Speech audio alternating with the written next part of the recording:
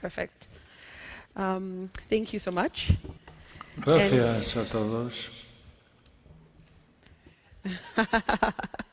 Good afternoon, everyone. We hope we'll have a few more people coming in towards as the conversation continues. But I'm really honored today to be moderating this distinguished panel. I have a fantastic group in front of me, and I think we're going to get a lot of value in terms of our conversation on local value and value creation and job creation, and how to really ensure that we're seizing the opportunity of renewable energy, especially in developing countries. My name is Wangari Mushiri. I have just gotten off a plane from Nairobi, Kenya, which is where I'm based. But I'm also the director of Africa at the Global Wind Energy Council. And this is an initiative that I'm running to ensure that we get more wind on the ground, but also more solar and hydro and geothermal para que and all the tengamos other renewables, más renovables en el mundo. in that way. So thank you all for being here, and I look forward to a very fruitful conversation. Now, in terms of setting the scene for our conversation today, my president, President Ruto, a few days ago, said that Kenya is setting a target of 100% renewable energy by 2030. And this is amazing because it really makes us all think, how is it possible? When you first think of Kenya, you're like the grids, the policy, the money, the finance. It's not all there, and it's not all possible just yet. But in 7 years, he wants us to reach to 100% renewable energy, and this is, I think, a great challenge for all of us. And so I really want to have the conversation here about if Kenya goes and other developing countries go to 100% renewable energy, what does that mean for all of us? How do we ensure that the value of the renewable systems that we're going to put in place to achieve this is really benefiting the local players as well? And I want to come to the panel in front of me and ask them each to introduce themselves. So I'll just ask you to introduce yourself with your name, your title, and one statement really opening the conversation, and then we can go into the nice juicy questions after this. So maybe I'll start closest to me. Ali, you're closest to me. So, Thank you. Hola, gracias. Me llamo Ali Zawadi, soy el director ejecutivo de International Cooperation and Development, Desarrollo y Cooperación Internacional de la Agencia Marroquí de Desarrollo Sostenible, que es la que se está ocupando de las renovables en Marruecos.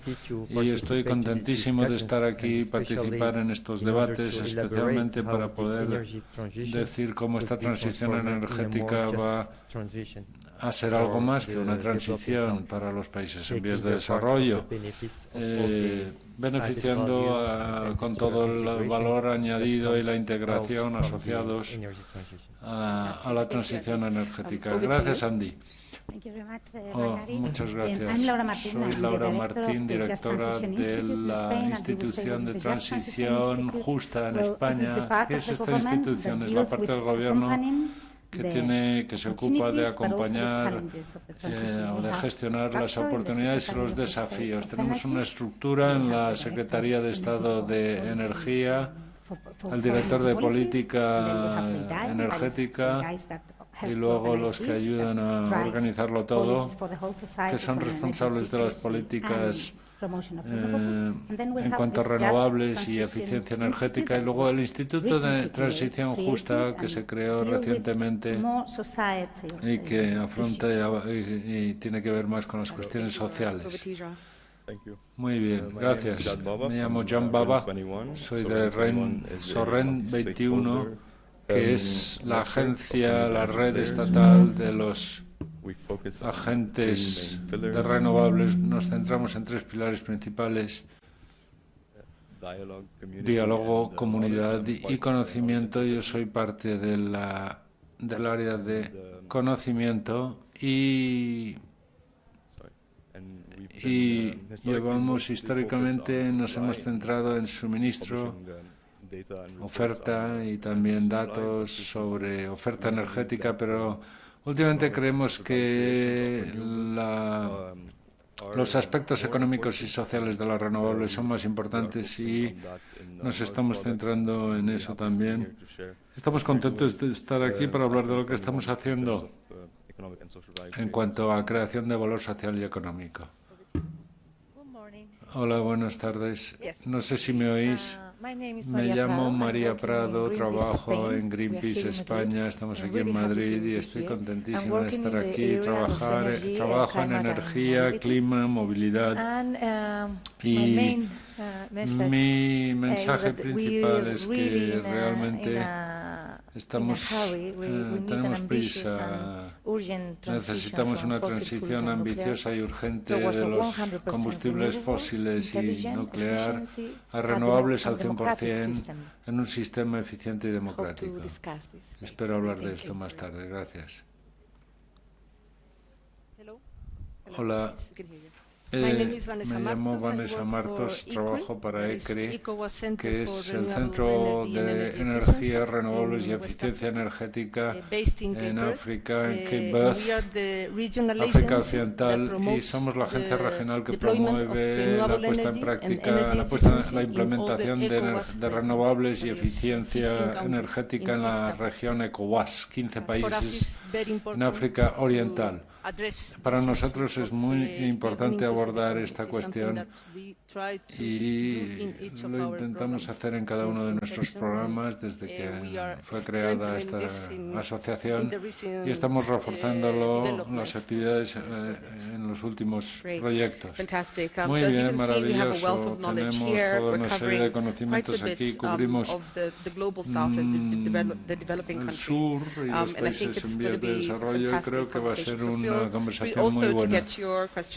Así que preparad vuestras preguntas porque esto va a ser muy interactivo. Yo no voy a ser la única que haga preguntas. Esto también será para todo el mundo aquí, incluidos los invitados. Irina acaba de publicar un informe que dice que para el 2030 habrá 38 millones de personas trabajando en renovables. Actualmente son 12. Eso son más de tres veces más. ¿Y cómo garantizamos que esta gente sea local, que el valor sea local y al mismo tiempo reducir al mismo tiempo las emisiones, tener renovables, invertir en los países y, como se ha dicho antes, ajustar tener una transición justa que no deje a nadie atrás? Quiero empezar con la primera pregunta para el grupo, que es realmente para poner las cosas en su contexto en relación con la forma de garantizar que haya contenido local en nuestros proyectos. ¿Cómo empezamos si tenemos contenido local desde el principio hasta el final de los proyectos? Y Ali, contigo empezaré. Bueno, esta es una pregunta bastante difícil porque hemos visto muchas industrias, muchos sectores desarrollándose, especialmente en los países emergentes, y en Marruecos lo que hicimos fue dividir la cadena de valor en dos partes principales. La primera tiene que ver con la infraestructura, carreteras, interconexiones eléctricas, todas las partes técnicas donde la industria marroquí es muy competitiva. Y bueno, hubo que invertir y pudimos aumentar el contenido local en esta parte. Y luego está la otra parte de la cadena de valor, que es el desarrollo de los parques eólicos o las plantas solares, y eso pasó por concursos internacionales. Si queremos ser pragmáticos y honrados y ver lo que es importante en términos locales en los países emergentes, debido a las directrices que se están poniendo encima de la mesa, no se está permitiendo, por ejemplo, que se apoye Hay que procurar apoyar el desarrollo local, y esto es algo que no siempre es justo, porque cuando se examinan todos los programas implementados y desplegados en Europa o en Estados Unidos, por ejemplo, son programas que apoyan el desarrollo de la industria local. En los países emergentes, estos programas a veces se eliminan y se pide implementar y se pretende a veces implementar procesos que son exclusivamente internacionales y que no favorecen las industrias locales. Entonces, lo más importante que hay que tener en cuenta aquí, bueno, está al presidente Pedro Sánchez, lo he oído mencionar esta cifra esta mañana. Ha dicho que de 8 de cada 10 países importaban petróleo. Eran importadores de petróleo, y ahora que pasamos a las renovables, todos los países tienen renovables. Hay algunos países que tienen más que otros, pero globalmente todos los países tienen viento, sol o hidrógeno. Pero si no consideramos la cadena de valor en su conjunto y no compartimos entre los países emergentes y los desarrollados, terminaremos con una situación en la cual los países emergentes importen todos los componentes y los materiales utilizados para desarrollar las plantas, y seguiremos en las mismas. Habrá países que no desarrollen sus contenidos locales y habrá países que se ocupen de todo. Y este es el tipo de cosa que hay que pensar. ¿Cómo podríamos garantizar esto? En los países africanos, por ejemplo, representan más del 20% de la población del mundo. ¿Por qué no contribuyen a más? Y no contribuyen, como el resto del mundo, a las emisiones de CO2. Para nosotros, el acceso a la electricidad es muy bajo en comparación con otros países. Y el concepto mismo de la energía tiene otro significado en los países emergentes. Es el acceso a la energía, pero también las oportunidades de industrialización local y desarrollo local, económico, industrial y social. Si no integramos esto de forma equilibrada, no podremos aprovechar estas oportunidades de desarrollo. Esto es lo que quiero decir. Lo que quería decir. Tienes razón, no queremos perder la oportunidad que tenemos y que se nos presenta en África y en otros continentes emergentes de utilizar las renovables de una forma más sostenible. Laura, tú has investigado mucho en este espacio. Creo que es importante que demos un paso atrás y definamos lo que es la creación de cadenas de valor local. ¿Nos puedes dar algunos ejemplos? Sí. En el Instituto de Transición Justa nos centramos mucho en cómo mejorar las oportunidades, pero también cómo afrontar los diferentes desafíos y ayudar a las comunidades en el proceso de transición. Si mis colegas en el gobierno puedan pensar globalmente o piensan globalmente, nosotros en el Instituto estamos obligados a pensar localmente. Nosotros hemos querido eliminar el uso del carbón, entonces hemos tenido que fijarnos en las comunidades, en las regiones carboníferas, comunidades con largos años de pleno empleo, con buenos salarios, con industrias integradas en su tejido industrial, también con aspectos negativos, unas economías dominadas por los hombres, por los varones, y este tipo de cosas. Pero bueno, intentamos entonces ayudar a esas comunidades a pasar de esa situación a una situación nueva con renovables y sostenible y crear riqueza. Entonces empezamos a trabajar comunidad por comunidad, buscando ventajas y desventajas y oportunidades. Y tenemos que pensar también en cómo innovamos un poco la reactivación, las políticas que ya estaban, que ya existían de reactivación. Voy a dar un ejemplo. España es un país desarrollado, pero se podría aplicar también al mundo emergente. Cuando cerramos las plantas de carbón, eran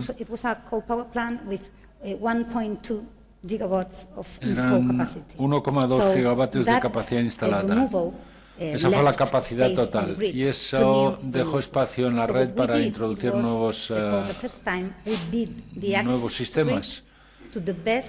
Entonces, hicimos un concurso y lo abrimos al mejor proyecto de energía renovable a nivel local, porque también es verdad que globalmente en España las renovables están trayendo nuevas oportunidades para la industria, pero eso no significa necesariamente que creen o que ayuden a las industrias locales. Por lo tanto, hicimos este concurso, desgraciadamente, afortunadamente tenemos muchos recursos de sol y de viento y los promotores estaban muy entusiasmados, se presentaron 12 propuestas y el proyecto que ganó es un proyecto que el promotor va a construir 7 plantas solares, 7 plantas eólicas, 2 baterías grandes y un electrolizador. Pero lo más importante para la gente de la región es que van a construir una pequeña fábrica para dispositivos de atrapamiento de sol, electrolizadores y una pequeña fábrica de electrolizadores y una pequeña fábrica de turbinas de viento. O sea que eso es un ejemplo de cómo las renovables pueden ir más allá de las renovables y crear empleos a largo plazo. Porque a veces nos centramos mucho en la construcción, pero nos olvidamos después del mantenimiento de los empleos. Y también en el concurso había que tener en cuenta las cuestiones sociales, los negocios locales, agrícolas, la agricultura local. Vamos también a plantar 50.000 olivos en la región, en Andorra, Teruel, y también estaban obligados a implicar a las personas locales y promover el autoconsumo. Entonces, se suponía que iba a ser una transición de carbón a renovables, pero ahora es algo más, es una transición de comunidades carboníferas a un nuevo tipo de comunidad sostenible apoyada en renovables, pero que va más allá de las renovables y eso es muy importante para nosotros.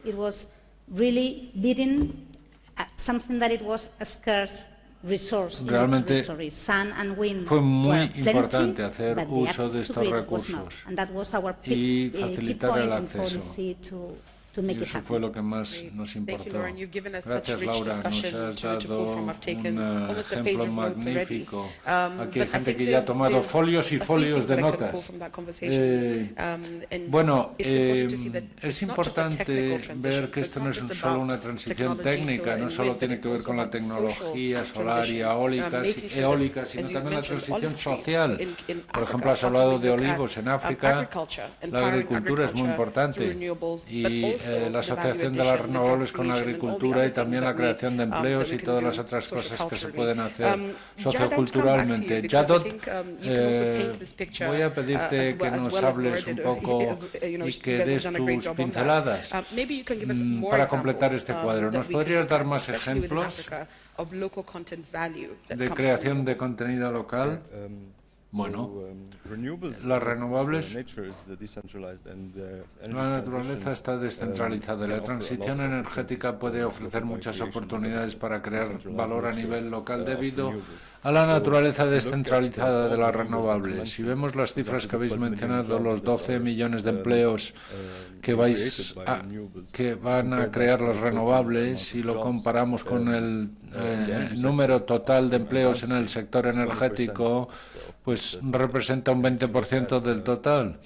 Y si miramos la cuota de renovables en la energía es el 12%, 20% frente a 12%, lo cual significa que hay enormes oportunidades oportunidades de creación de valor y de crear más valor que los antiguos sistemas centralizados. Otro aspecto de las renovables es que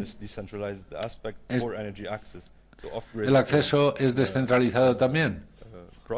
Los proyectos que no estén vinculados a la red pueden ofrecer acceso a la energía a las comunidades locales y construir valor local alrededor de estas iniciativas no centralizadas. Otra cosa que estamos observando más recientemente es que algunas de las exportaciones de materia prima se están prohibiendo, por ejemplo en Indonesia, Zimbabue y otros, y también en otros países africanos, Tanzania. Hay prohibiciones que afectan la exportación de materias primas no procesadas. La idea es crear un valor local no solo sobre la base del comercio, sino también procesar los materiales antes de exportarlos. Es decir, que no se puedan exportar en crudo estas materias primas necesarias para la transición. Otro elemento que algunos países están haciendo uso de él es las obligaciones de contenido local de ciertos productos energéticos. Las políticas industriales más sofisticadas, específicas del sector renovable, incluyen, por ejemplo, objetivos de contenido local para las iniciativas, y hay casi 14 países que especifican la obligatoriedad de contenido local en los proyectos renovables, y ese número está creciendo. Estas son algunas de las herramientas de las que pueden hacer uso los países para preservar, para garantizar que el contenido de la inversión en renovables sea local. Un caso interesante es el de Sudáfrica, donde el montaje de paneles solares es más difícil en algunas áreas, construir todo el equipo necesario para las plantas fotovoltaicas, pero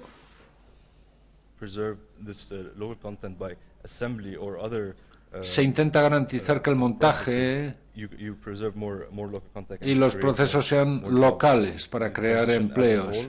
La transición en su conjunto ofrece muchas oportunidades para muchos países para preservar el contenido local y crear empleo a nivel local. Muy bien.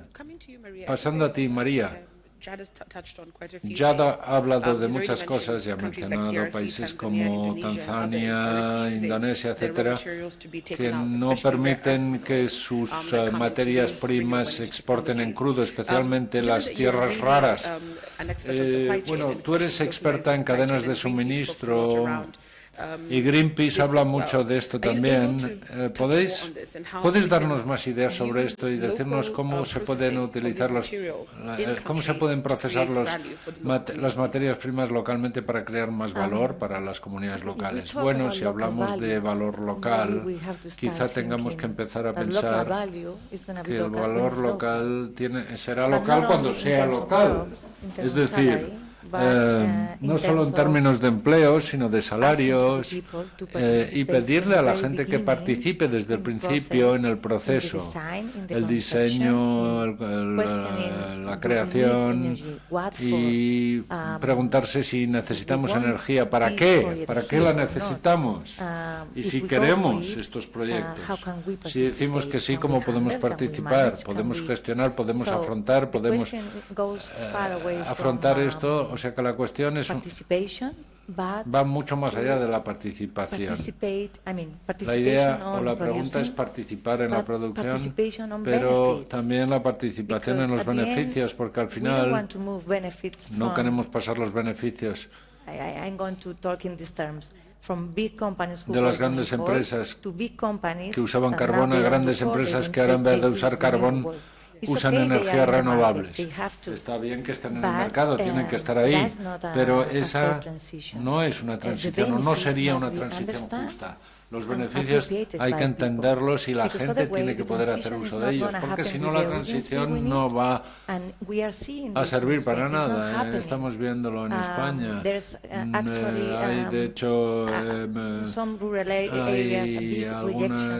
algunas regiones hay un rechazo de las renovables porque no se están considerando en la fórmula a las personas, y la innovación social nos permite encontrar 1000 fórmulas para participar en el proceso. Es decir, que la gente pueda producir, pueda ser flexible. Hay muchas tecnologías, pero la gente tiene que sentir los beneficios, no solo medioambientales, eso es obvio, sino sociales y económicos. Necesitamos también que la gente participe en políticas, en políticas que dispongan de fondos económicos. Si hablamos de suministro de materiales, tenemos que abrir ese debate también. ¿Queremos esto? Está garantizada la protección medioambiental, están garantizados los derechos de las personas, tenemos que encontrar un equilibrio, por lo tanto, porque vamos a necesitar materiales, y ahora hay mucha documentación en los medios de comunicación que nos dicen que tenemos bastantes materiales y que eso no va a ser problema, pero tenemos que considerar ¿cuánto va a costar esto en términos no solo económicos, sino generales? No sé si he contestado. Sí, gracias, María. Y de hecho es muy valioso lo que has aportado. Hablas desde... es importante escuchar no solo a una voz, sino todas las voces de la comunidad local y determinar si quieren esa energía o no, esa energía que queremos desarrollar. Y Laura también ha mencionado esto, la transición de carbón y petróleo a renovables. ¿Es algo, es lo mejor para los países en los que estamos trabajando o no? Y quiero pasar a ti, Vanessa, porque tú trabajas en la región ECOWAS. Y algunos países de la ECOWAS hablan mucho de usar gas y petróleo y seguir continuando con esos combustibles. Solo 16 países en África de 54 tienen reservas de gas y de petróleo significativas. Es realmente, por lo tanto, esos países que están haciendo tanto ruido en la zona, en la región ECOWAS, están presionando a los demás, y cómo podemos crear empleos locales y valor local para que estos países también vean los beneficios de las renovables en la región. Te lo paso a ti, te paso la palabra. Estos países que mencionas parece que están tirando, siguen hablando de ellos como Nigeria exportan gas y bueno, en Nigeria hay uno de los más bajos niveles de acceso a los medios limpios para cocinar, por ejemplo. Se ha dicho que en 2021 había 300.000 personas en África trabajando en el sector de renovables. Es muy poca gente, pero va a subir a 4 millones para 2030. O sea que tenemos que crear un entorno correcto para darle acogida a todo esto. Y es muy importante tener capacidad y garantizar que la calidad esté no solo asociada con los materiales, sino con el rendimiento. Por ejemplo, nosotros trabajamos en un programa de certificación local desde 2015 y hemos creado diferentes niveles de exámenes. El examen básico para sistemas solares, exámenes más avanzados para profesionales que trabajen en mini redes, instaladores, diseñadores. Y luego hemos establecido algunos centros en diferentes países de la región ECOWAS. Hemos recibido cientos de solicitudes y hemos emitido 100 ya certificados, 100 certificados, el 20% para mujeres. Con ello quiero decir que necesitamos desarrollar capacidades, construir capacidades y fomentar que los Estados miembros tomen medidas regulatorias para incluir estas certificaciones y homologaciones en sus procesos y que la gente local tenga altos niveles de desarrollo técnico.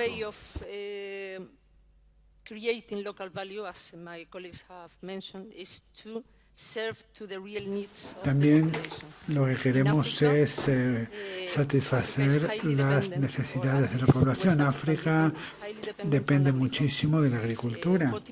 Un 40% de la población en edad de trabajar trabaja en el sector agrícola. Por lo tanto, tenemos que satisfacer estas necesidades. Y no lo conseguiremos solamente generando energía o reduciendo el consumo. Lo que tenemos que hacer es que esta energía se le dé un uso productivo para poder añadir valor a la cadena de valor, optimizar la cadena de valor y crear proyectos de una forma holística para actuar en distintos puntos de la cadena de valor. Se puede empezar con sistemas de riego, unidades de almacenamiento, sistemas de cocción, incluso transporte para apoyar la comercialización de productos, pero no solamente centrarse en la producción de energía, sino en para qué se utiliza esa energía para enriquecer a la comunidad y darles autonomía y adaptabilidad, resiliencia. Sí, es algo muy interesante, ¿no? Es interesante analizar toda la cadena de suministro, no solamente unas partes de la cadena de suministro. Y quiero volver a ti, Ali, porque esto es algo importantísimo y lo abordaste en tus comentarios, ¿no? Lo importante de analizar toda la cadena de valor. En algunas áreas veremos que hay mucha resistencia por parte de actores locales, porque lo que ellos han conocido hasta ahora es gas y petróleo. Y pues también se ha hablado de países como Nigeria, ¿no? Entonces, ¿cómo podemos analizar estas otras oportunidades y qué es lo que tiene que cambiar para asegurarse de que estemos prometiendo la creación de valor a nivel local, pero cómo asegurarnos de que ese valor realmente sea percibido a nivel local? Bueno, pues en mi opinión, yo entiendo muchos países en vías de desarrollo que se preguntan ¿por qué? Pues no podemos utilizar el petróleo que tenemos, que es más barato, y nos obligan a utilizar energía renovable que es más cara y además no responde a nuestras necesidades de la misma forma competitiva. Lo que tenemos que promover es que con la transición energética pues haya dos tipos de oportunidades, ¿no?, que se puedan ofrecer. La primera, para mí, es la oportunidad de upstream, que diríamos, ¿no?, aguas arriba, es decir, que haya sistemas financieros adaptados, no un sistema financiero que excluya a los productores locales o que los ponga al mismo nivel que los productos importados. Y en segundo lugar, tenemos que crear mercados de mayor tamaño. En el África subsahariana, excluida Sudáfrica, pues la capacidad instalada pues es inferior, por ejemplo, a la de España. En la zona con una zona franca se podría crear un mercado de mayor tamaño que atraiga inversores para producir todos los componentes que se necesitan para los aerogeneradores o para la energía solar, lo cual aumentaría el contenido local de aguas arriba. Pero para mí, yo diría que la mejor oportunidad que tenemos que tener en cuenta es la integración downstream, aguas abajo.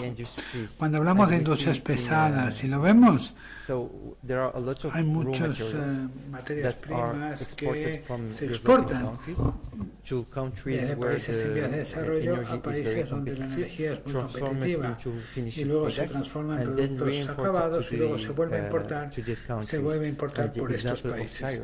Por ejemplo, los neumáticos, las materias primas se exportan de Costa de Marfil, de Ghana a otros países, se transforman en neumáticos y luego se vuelven a exportar a Marruecos o Egipto para ser comercializadas allí. Entonces, la oportunidad oportunidad de la transición energética, especialmente con la implementación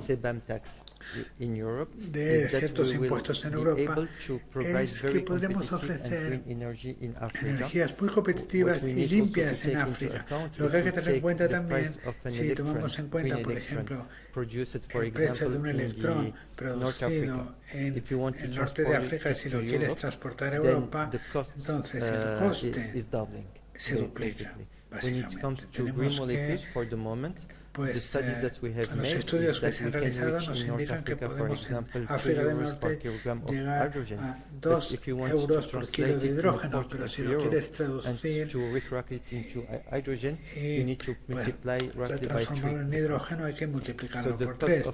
Por lo tanto, el coste de la cadena de valor logístico relacionada con la exportación de moléculas o electrones verdes es muy cara y por lo tanto es más competitivo en que en los países del sur pueda realizarse parte del proceso de transformación de aluminio, de vidrio, de otros materiales. Por lo tanto, existe una gran oportunidad para valorizar de alguna manera la competitividad de los electrones verdes producidos en países en vías de desarrollo, convertirlos en productos acabados e impulsar más procesos industriales en los países en vías de desarrollo. Esa quizás es la mayor oportunidad que tenemos.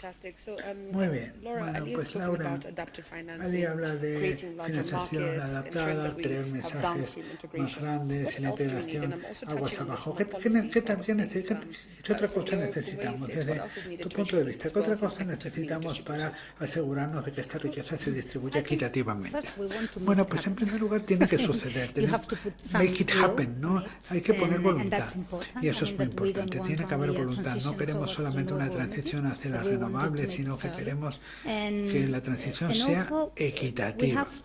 Y también tenemos que pensar en cada uno de las distintas regiones, los distintos sectores y poner suficiente atención y suficiente energía a todos ellos. No habrá ninguna solución mágica para los territorios. Por ejemplo, en España somos un país desarrollado, pero hay algunas comunidades que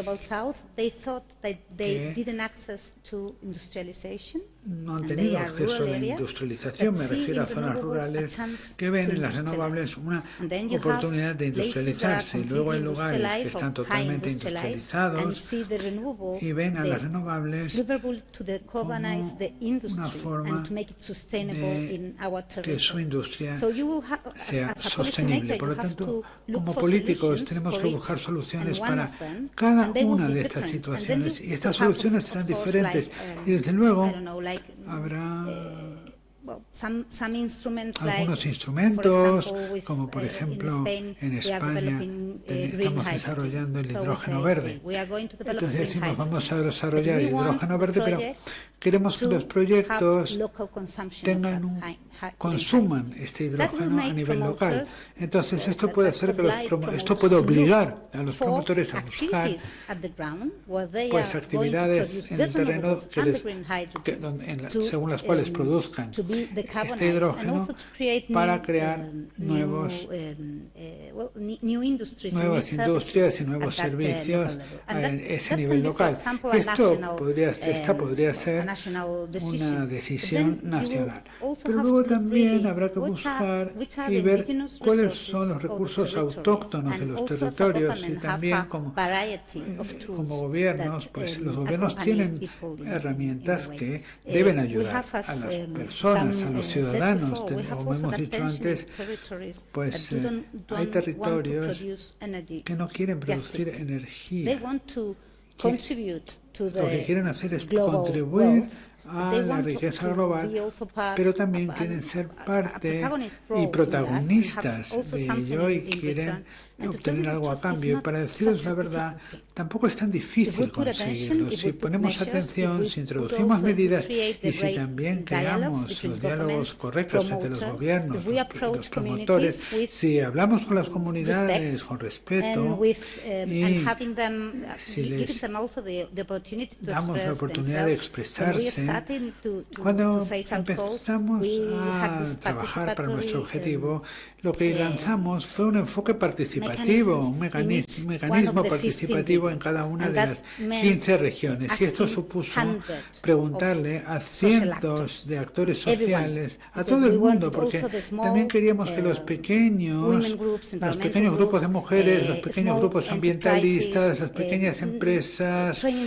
los centros de formación. Entonces, realmente queríamos y les hicimos parte de la construcción de ese futuro conjunto. Desde luego, hay propuestas que podéis presentar, en algunas propuestas podéis colaborar, pero lo importante es que entendáis qué es lo que espera la comunidad de vosotros, qué es lo que espera la comunidad de las personas que van a invertir estos recursos. Entonces, implicarles es muy importante. Y una tercera pregunta tiene que ver con el papel que desempeñan los ciudadanos en la transición. Y necesitamos, desde luego, acelerar el cambio de las renovables, tenemos que fortalecer el autoconsumo. Y también las comunidades energéticas nos dan la oportunidad de soñar en el futuro que queremos con esa energía que estamos produciendo. Entonces es mucho más difícil construirlas, lleva tiempo, pero en España, por ejemplo, estamos creando con los fondos de Next Generation oficinas que asisten, que ayudan a las personas en los territorios para crear estas comunidades energéticas y tener un papel protagónico en la transición. Sí, es fantástico oír que cuando le das a la gente energía, ellos pues piensan más ambiciosamente que antes. Y es un punto muy importante lo que has comentado, ¿no? Que es importante implicar a todo el mundo y tenemos que escuchar todas las voces, las mujeres, los jóvenes, en todo el mundo. Jan, quiero hablar contigo y formularte la misma pregunta. Y quizás también podrías añadir, no sé, ¿qué es lo que tiene que cambiar para asegurarnos de que la energía se distribuya de forma equitativa? ¿Y en qué lugares ves que esto se está haciendo bien? Bueno, pues no he entendido muy bien la pregunta, pero a ver, estaba pensando en algunas de las respuestas. Las comunidades energéticas pueden, desde luego, participar como actores importantísimos en el mercado energético. Ha tenido mucho éxito este tipo de planteamiento en Europa, pero es importante pensar en cómo transmitir esto al sur global, los países en vías de desarrollo, ¿no? Su participación. Bueno, esos planes han tenido mucho éxito en Europa, pero lo importante es que este diálogo multiactor pues también se ha adoptado en el sur, ¿no? La Unión Europea va a reestructurar el mercado actual, esto lo van a anunciar en marzo y creo que va a incluir más reglas o reglas más favorables para las comunidades energéticas. Y creo que esto es algo de lo que el mundo podría aprender, ese tipo de iniciativas. El tema todavía sigue siendo el precio. Una mayor cooperación, desde luego, tendrá pues nos dará mejores herramientas para poder acceder al financiamiento, ¿no? Entonces hay que ver cómo el mercado refleja todo esto. Me refiero al valor que las comunidades energéticas pueden proporcionar y cómo el mercado puede traducir esto. Entonces, este es un lado de la moneda. Otra cara de la moneda de la que me gustaría hablar tiene que ver con la formación de la gente y especialmente la cantidad de puestos de trabajo y las destrezas que hacen falta para la transición. Incluso en Europa, incluso en Europa hay por lo menos 1 millón de empleos que se van a necesitar desde ahora a 2030 y serán temas de formación profesional, ¿no? O sea que es importantísimo impulsar la formación profesional. Y otra cosa que quiero decir tiene que ver con el éxito de la energía solar al incluir las mujeres en el mercado laboral. Según un estudio reciente, un 4%, creo que ha dicho el orador, del empleo en el sector de energía solar lo ocupan las mujeres en comparación con un 22% en el sector del gas. Por lo tanto, hay signos muy alentadores de que la participación de las mujeres es mucho mayor en este sector, y esto creo que es algo que se podría aprovechar muchísimo. Y también hay muchas oportunidades en downstream, como decías. Especialmente quiero centrarme en el transporte de las renovables, ¿no?, que solamente representa un 4% del consumo de energía. Si lo comparamos con otros sectores, hay una brecha enorme. No solamente hablamos de electrificación, también va a implicar la bioenergía, y la bioenergía crea muchos empleos en algunas áreas de Brasil, en la India y en otros países. Por lo tanto, el papel de las comunidades energéticas es algo que realmente es importantísimo y que, como digo, tiene muchas derivadas, entre ellas el tema del empleo femenino. Sí, es muy interesante lo que comentas. Brit realmente tiene muy claras estas cosas, sobre todo la inclusión de las mujeres y de los jóvenes. Habría que ver también qué otras cosas tienen que cambiar, o qué oportunidades veis que realmente tengan que aprovecharse para asegurarse de que esta riqueza se distribuya bien. Bueno, pues creemos que es difícil. Bueno, a ver, es fácil contestar la pregunta. Si queremos que se produzca una participación real, el papel que desempeñan las distintas partes de la sociedad tiene que cambiar. Tenemos que ser mucho más proactivos en el sistema energético. Hay que recordar que tenemos menos de 30 años para transformar completamente nuestro sistema. Entonces, ¿qué necesitamos? Pues nos hace falta voluntad política, decisión política para asegurar que la gente participe. No nos hacen falta. Bueno, las DCOs, por ejemplo, no están permitiendo que la gente participe a través de las comunidades energéticas. El gobierno acaba de, hace unos meses, lanzar un proceso para recortar ciertos tiempos. O sea que la gente no tiene garantías de que pueda participar ahora mismo. Y esto plantea un riesgo enorme porque podría crear el efecto contrario, es decir, que la gente sienta que la participación no hace falta, y entonces pues estén en contra del desarrollo de las renovables. Por lo tanto, el gobierno tiene que dejar muy claro que está garantizada la participación, desde luego con garantías ambientales, y esto no va a suceder si los permisos se conceden con facilidades, demasiadas facilidades. Deberíamos comprar la fotovoltaica como compramos una televisión, pero hoy por hoy es nada que ver, es como una maratón. Por lo tanto, la transición no se va a producir si no garantizamos la participación de la gente. Y nos hacen falta trámites sencillos, permisos, y esa es una decisión política. Y luego, pues, tenemos un camino largo por delante porque todavía no comprendemos bien el sistema. Pero esto es... A ver, la democratización se va a producir si disponemos de las herramientas y las capacidades necesarias. Sí, y ahora, Vanessa, tú antes hablaste de la certificación que es necesaria. ¿Cuál es el papel de la certificación? ¿Y qué otros modelos innovadores podríamos utilizar en esta transición? Bueno, a ver, lo que tenemos que hacer es dar acceso a las comunidades locales y especialmente a las mujeres y a los jóvenes, darles acceso a certificados que les puedan proporcionar la oportunidad de entrar en el mercado laboral. Me refiero al mercado de las energías renovables, sino no solamente tiene que ver con aumentar su valor, sino tiene que ver con todo el sistema, porque estos empleos serán empleos de calidad, ¿no? Hay que garantizar la calidad de estos empleos. Es importante incluir Y es importante que los jóvenes sean conscientes de lo que está sucediendo en el mundo con la transición energética. Tenemos que escucharles, escuchar lo que piensan y también hay que incluirles y sensibilizarles para que se interesen y para que puedan acceder a la formación profesional. Y desde luego no puedes dejar de lado el papel de las mujeres.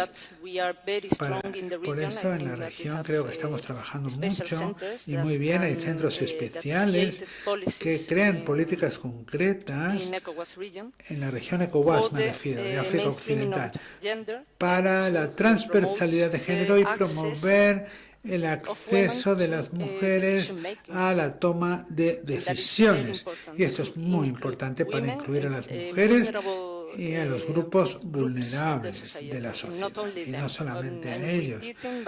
Me estoy repitiendo, pero tenemos que también pensar mucho en las áreas rurales, porque es muy importante garantizar que las poblaciones rurales se beneficien de la transición energética porque son las más afectadas por el cambio climático.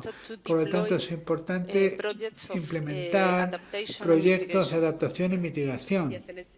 Sí, realmente es la esencia, no dejar a nadie atrás, ni tampoco a las comunidades rurales. Nos quedan 25 minutos, por lo tanto, quiero dirigirme al público por si tienen alguna pregunta que formular. Vamos a abrir un turno de preguntas para que el público pueda formular sus dudas o plantear sus inquietudes. Hay una pregunta aquí en la parte de adelante.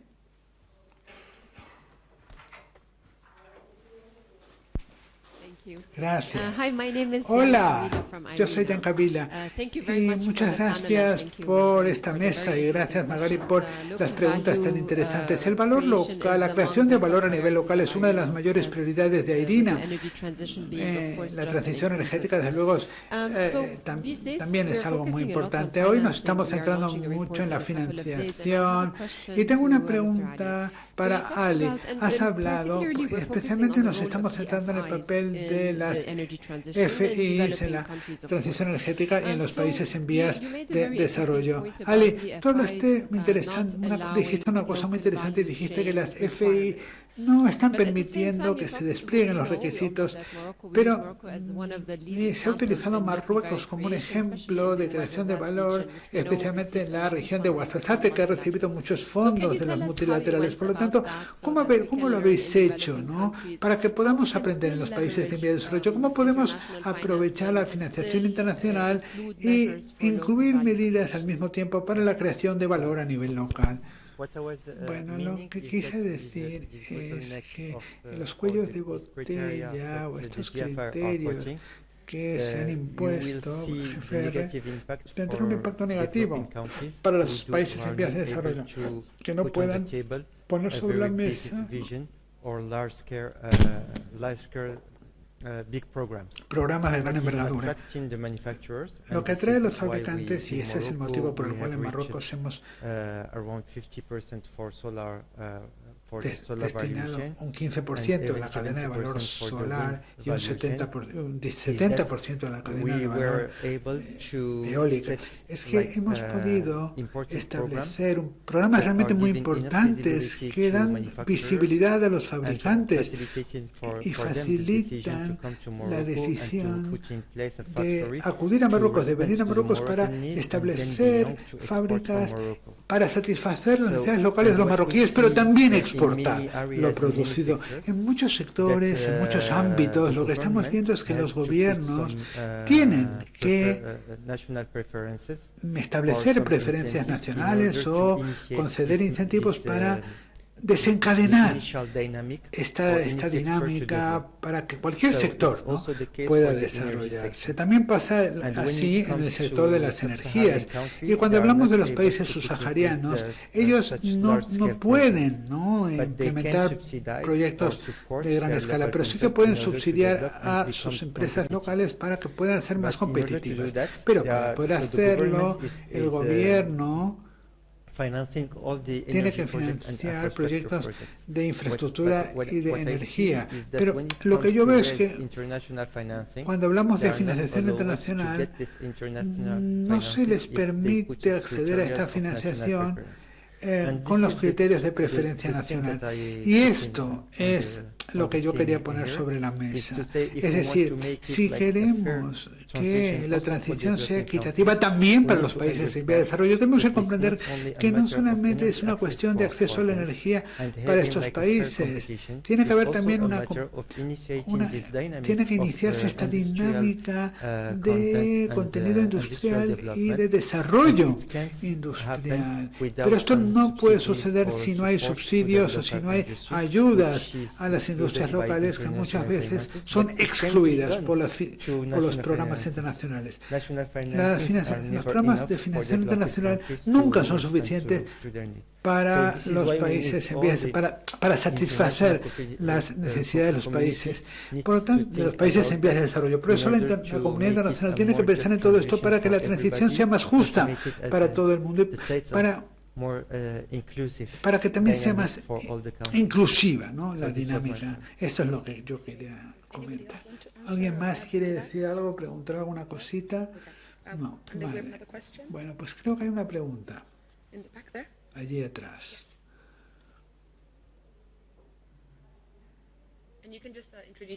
Preséntese, por favor. Thanks very much. Gracias. I'm Dean Yo Cooper. soy I'm Dean the Cooper. Global Energy Lead for WWF. Soy de AENA, de la WWF, de ADENA. Yo, en la WWF estudiamos mucho las crisis que se producen, la crisis energética, la crisis climática. Yo, mis estudios, bueno, pues yo he trabajado mucho en energía, por lo tanto me he incorporado hace poco a la WWF. Justo ahora que hay esta crisis de la naturaleza, se ha perdido un 69% de la naturaleza en los últimos 50 años en el planeta. Y esto realmente es muy crítico. Y esto lo que hace es contribuir a la crisis climática y a la crisis energética. Pero mi pregunta para los panelistas es que mucha gente habla de la transición, una transición justa. Y la colega de Irena ha dicho que desde luego esto es algo que debe darse por descontado, pero ¿qué supone esto para los distintos panelistas? Si os hablo de una transición justa, ¿qué supone para vosotros? ¿Qué quiere decir equitativo? ¿Qué quiere decir para cada uno de vosotros equitativo? La razón por la que lo pregunto es porque hemos lanzado en la COP27 una alianza para una transformación justa del mercado energético y hemos intentado implicar gente que quiera participar en esa conversación, y lo primero que nos dimos cuenta es que esto supone algo diferente para cada persona. Por lo tanto, me interesaría saber para vosotros qué significa esto de una transición equitativa. Muchas gracias. Voy a empezar contigo, Laura, porque tú realmente has trabajado con todo esto desde hace mucho tiempo. Quizás ya tienes una definición de lo que significa equitativo. Bueno, yo llevo participando en la transición equitativa unos 15 o 20 años. Por lo tanto, ese es un concepto que fue promovido desde el movimiento sindical para apoyar las ambiciones climáticas. Me refiero a organizaciones de trabajadores que durante mucho tiempo participé en ese movimiento de los trabajadores y realmente se hablaba de que sí, de que lo que queríamos era sensibilizar a los gobiernos y para que comprendieran que pues era importante dar una oportunidad al cambio. Y así es como cómo surgió, ¿no?, el término de la transición justa. Y ha sido importante también en el norte, para intentar mitigar, ¿no?, los elementos más difíciles de las transiciones que había que llevar a cabo. Y cuando más vamos avanzando en la transición energética, habrá personas que introduzcan precisamente esta perspectiva de la justicia, de la equitatividad. Quizás en algunos países pues esto no sea demasiado importante.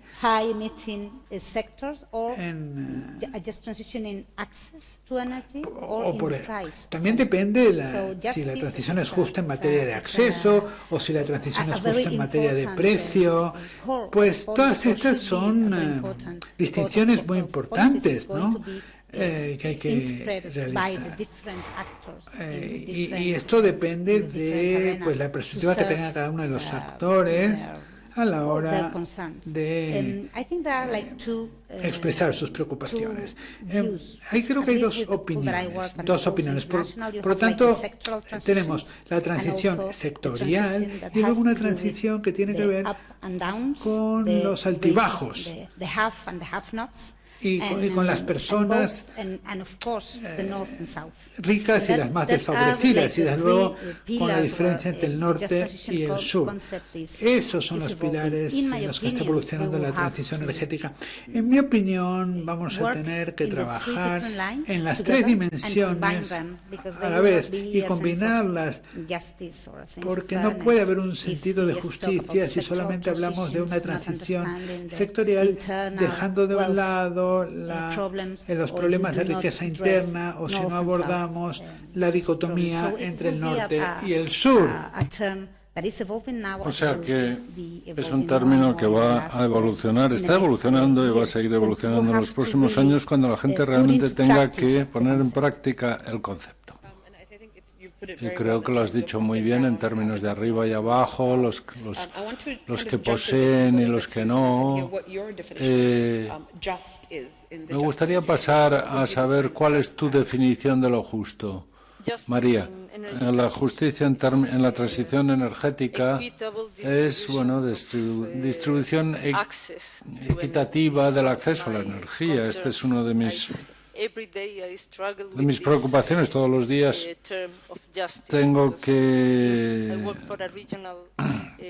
lidiar con este término, con este concepto de justicia, porque yo trabajo para una agencia regional, nosotros tenemos muchas comunidades que servir y siempre nos tenemos que preguntar quién necesita más, quién es el que más lo necesita.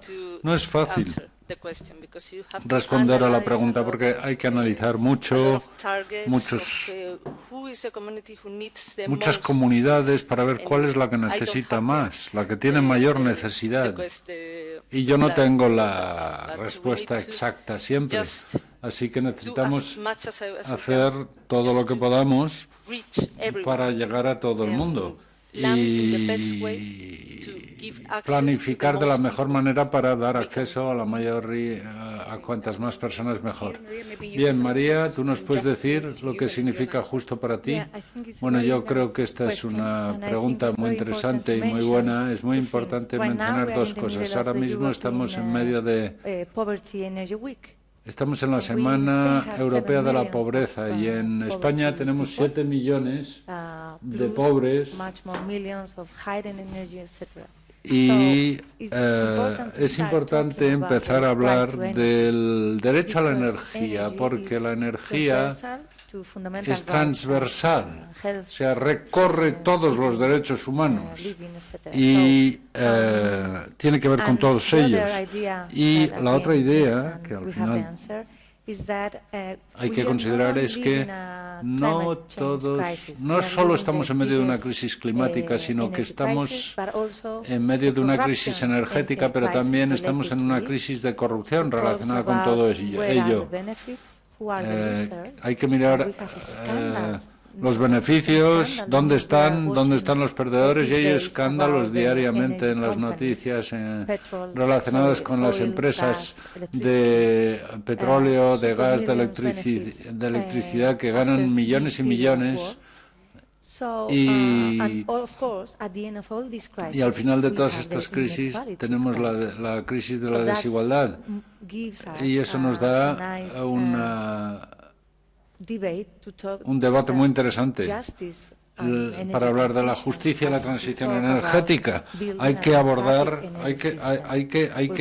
se trata de construir sistemas energéticos democráticos que permitan a las personas decidir para qué necesitamos la energía, si para especular y amasar grandes fortunas o para ayudar a las personas, porque al mismo tiempo tenemos que ahorrar y reducir el consumo y tenemos muchas cosas. Y la justicia, de las que hablar, justicia tiene que ver con todo ello. Construir un acceso democrático a la energía, puesto que es una cosa muy, muy importante que cambia las vidas de las personas. Bien, ¿y tú, Jawad, tienes una definición? Bueno, la transición energética no puede venir primero y después el acceso. Lo primero es el acceso y la transición después. Las renovables desempeñan un papel central en el acceso y en la transición. 2022 fue el primer año en décadas en el cual personas sin acceso a la energía, aumentó el número de personas sin acceso a la energía, y eso tiene mucho que ver con los mercados energéticos y cómo funcionan, y también la inflación causada por la forma de operar de los mercados energéticos y la especulación. Yo creo que las renovables desempeñan un papel central en todo esto y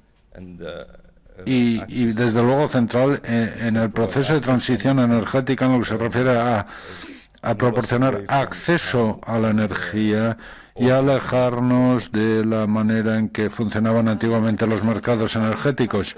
Bueno, un último comentario, porque llevamos retraso. Bueno, son 100.000 millones de dólares los que se comprometieron en la COP 2021 en París para los países en vías de desarrollo. Entonces, quizás 100.000 millones de dólares para los países en desarrollo ayudarían a que fuera todo esto más justo, porque ellos no son responsables de la emisión de CO2. Hay países que tienen en el mundo emergente carbón y les resulta más barato usar carbón que la energía renovable, pero tienen que pasar a la energía renovable. Entonces, una transición justa sería una transición en la cual todos los países, cada país se responsabilizara de su compromiso, que era poner, invertir, aportar dinero para apoyar la transición energética en países emergentes. Y eso haría que todo el proceso fuera más justo. Sí, sin duda. Y de hecho, para poner esto en contexto, en Kenia, uno de nuestros bosques más grandes, hay incendios debido al cambio climático. Por lo tanto, este dinero ayudaría a hacerle frente a todos estos problemas que no causaron los países emergentes, pero que los sufren. Bueno, quiero aceptar una pregunta más porque tenemos solo 9 minutos. Solo tenemos 9 minutos. Me llamo David Hall y soy colega de María en una ONG en España. Trabajo con SEO BirdLife. Soy el representante nacional en España. Y para hablar o recoger lo que se ha dicho para nosotros en este congreso, la cuestión de organizar el paisaje para colocar las instalaciones en los lugares de menor impacto y mientras se maximizan los beneficios sociales es crucial. España tiene mucho que hacer. El presidente no ha mencionado que en toda España hay conflictos locales con las personas que protestan por la instalación de infraestructuras de renovables enormes en su región sin haber tenido oportunidad de participar. Pero me gustaría hacer una pregunta al grupo. Una de las maneras de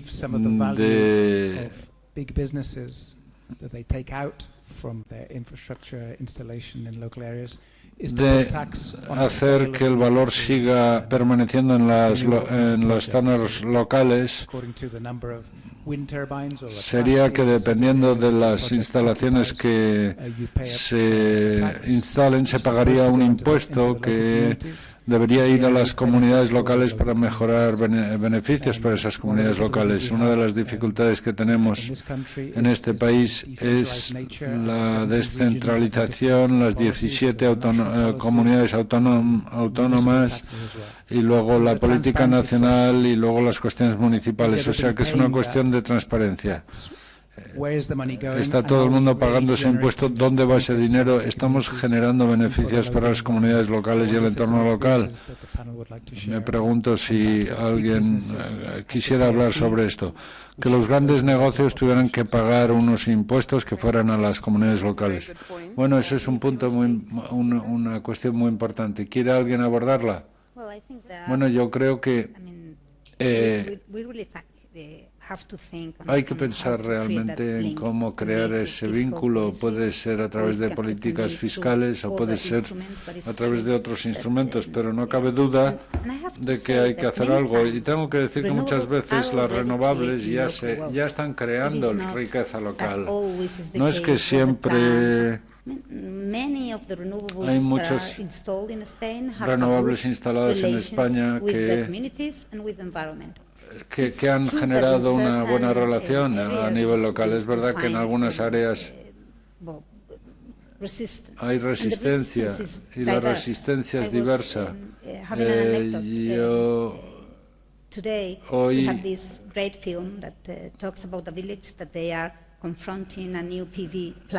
estuvimos hablando de una película ambientada en un pueblo donde hay un pueblo medioambiental y donde se van a montar unas instalaciones y todas las protestas vecinales. A veces hay que sentarse con la gente y decir, bueno, hay que encontrar un equilibrio, pero el problema el problema del pueblo, por ejemplo, no va a ser la planta fotovoltaica. O lo he visto en... Había una mina de carbón a cielo abierto, una fábrica de cemento en un lugar determinado y una serie de industrias de alto nivel de contaminación y no había resistencia. Y de repente, a la hora de poner plantas eólicas, hay gente que dice que eso tiene un impacto medioambiental negativo. Entonces, a veces hay que sentarse con la gente y debatir todo esto, pero al final la verdad es que la gente quiere compartir los beneficios y en muchos casos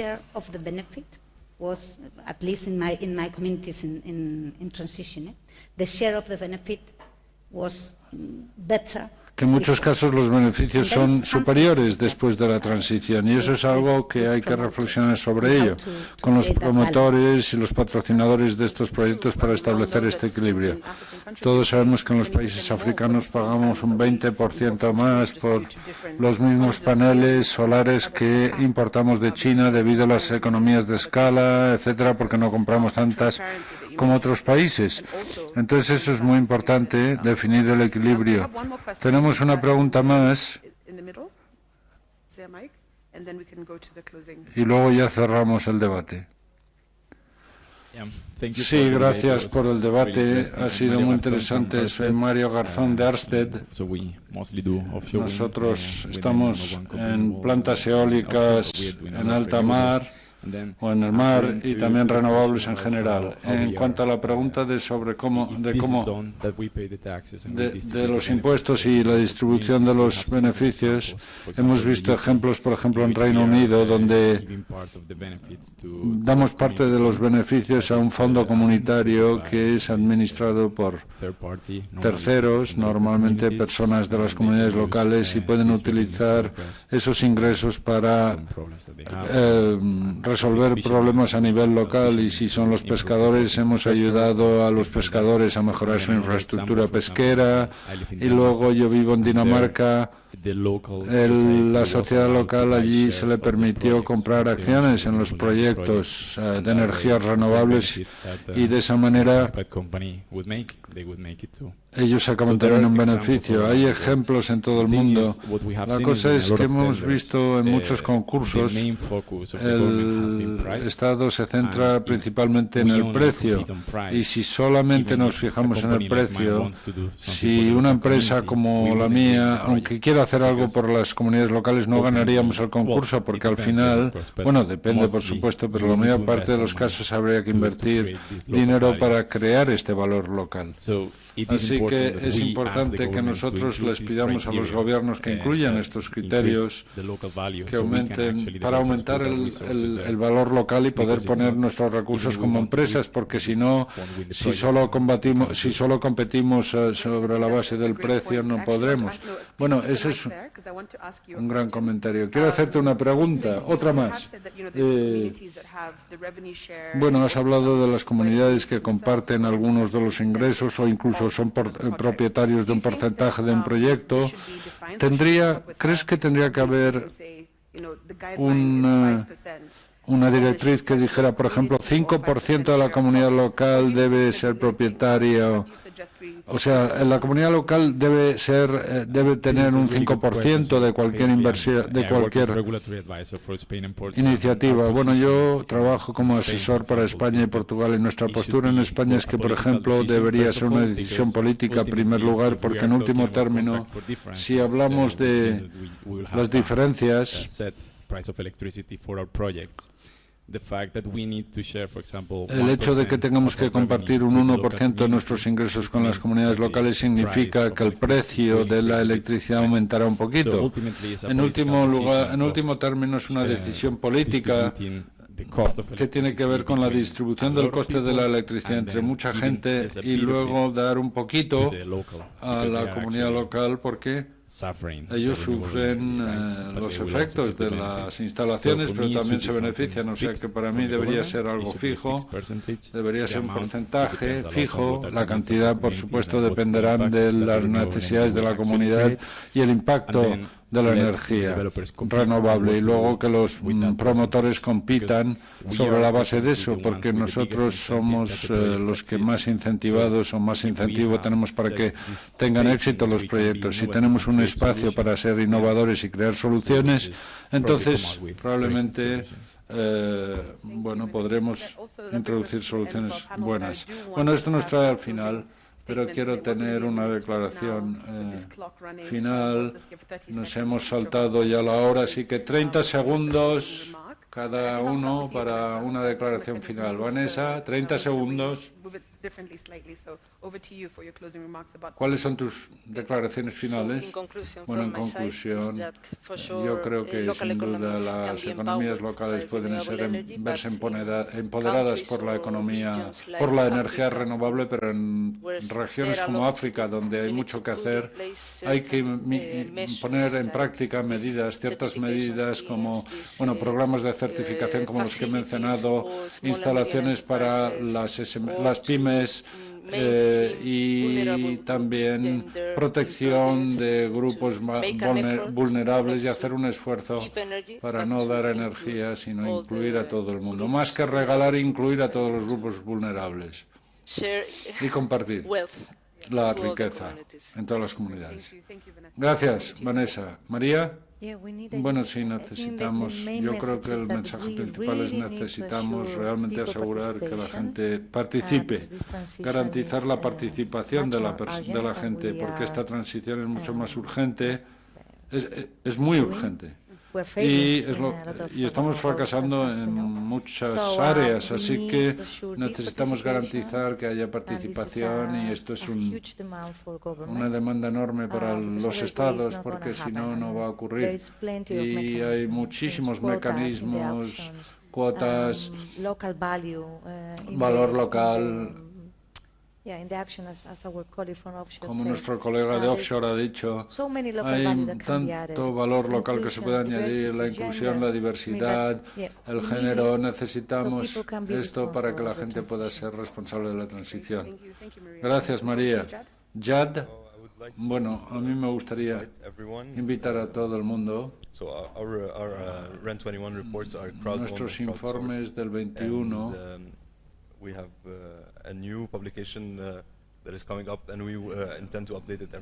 los actualizamos y vamos a tener un nuevo informe. Invitaría a todo el mundo a participar en esas publicaciones con sus datos y con su información para ayudarnos a estructurar el próximo informe, que es un asunto muy interesante para nosotros y nos gustaría desarrollar con la participación de todo el mundo. Yo invito, soy un poco egoísta entonces en mis declaraciones finales, invito a todo el mundo a participar en esos informes. Laura, bueno, yo creo que tenemos que acelerar, estamos acelerando mucho la transición energética y hay que acelerarla mucho más en los próximos años. Esto va a ser una preocupación que evolucione y encontramos desafíos en el camino y esos desafíos cambian y hay que pensar a nivel local y buscar soluciones locales. Y yo creo que eso es clave. No vamos a tener una solución para todo el mundo y algo que funcione para todo el mundo. Hay que pensar globalmente a la hora de acelerar la transición y luego localmente en cómo en hacer que eso signifique algo importante para las comunidades locales. Gracias. Y Ali, bueno, la energía renovable es una energía ilimitada y es una energía que excluye la competición entre los países. Es una energía de la paz. Y ahora, para que esta energía de la paz nos sirva, tenemos que trabajar por una más para conseguir que se comparta el valor añadido relacionado con esta nueva energía para un desarrollo económico y social común. Y gracias a nuestro grupo, a nuestros invitados, démosles un aplauso. Muchas gracias. Gracias a todos y al público por participar. Habéis tenido unas maravillosas preguntas y esperamos tener más discusiones esta tarde-noche. Gracias.